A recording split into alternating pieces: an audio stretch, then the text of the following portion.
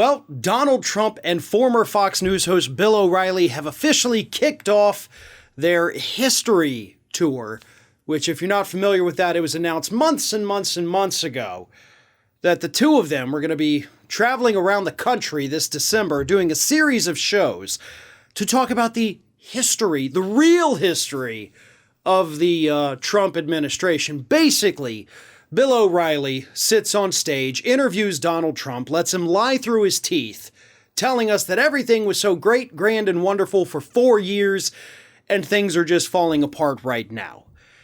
And, to actually a lot of people's surprise, nobody wants to hear this crap.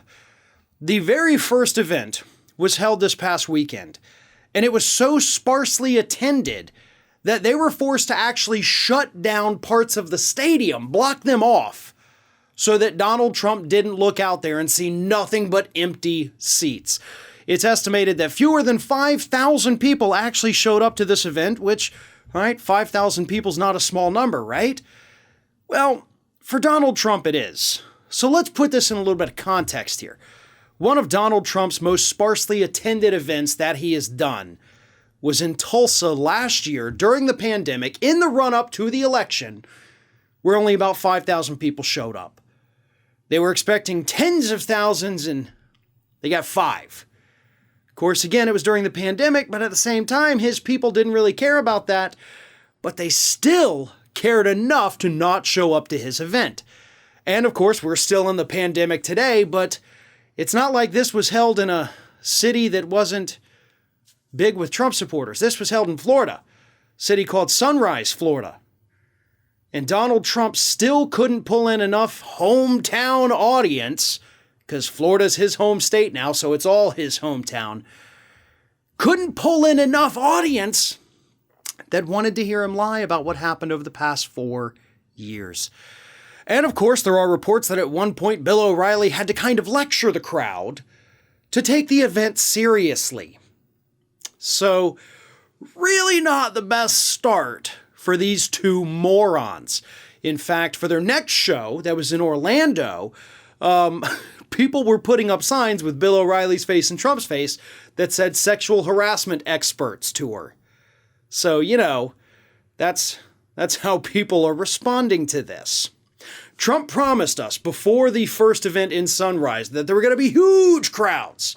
Months ago, Bill O'Reilly, when reports came out saying that nobody was buying their tickets, he said it was total bullshit. That's what Bill O'Reilly said. Total crap.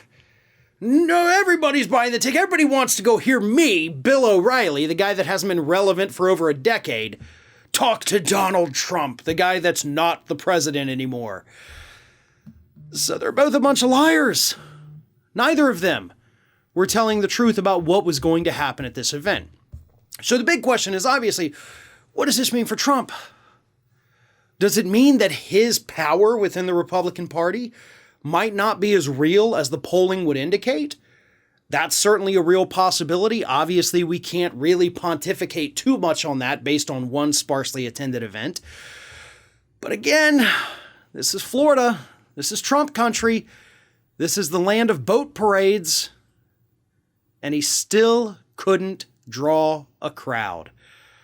Well, maybe it's not all his fault. After all, more than 61,000 Floridians have died of COVID-19, so maybe a large part of his Trump base here in the state has simply gone to an early grave and couldn't attend his event. Who knows what the real reason is? Maybe they're tired of him. Maybe he's not as popular as he thinks he is or as the polling would indicate. Or maybe all his fans are dying. I guess we'll never know. But one thing is for sure.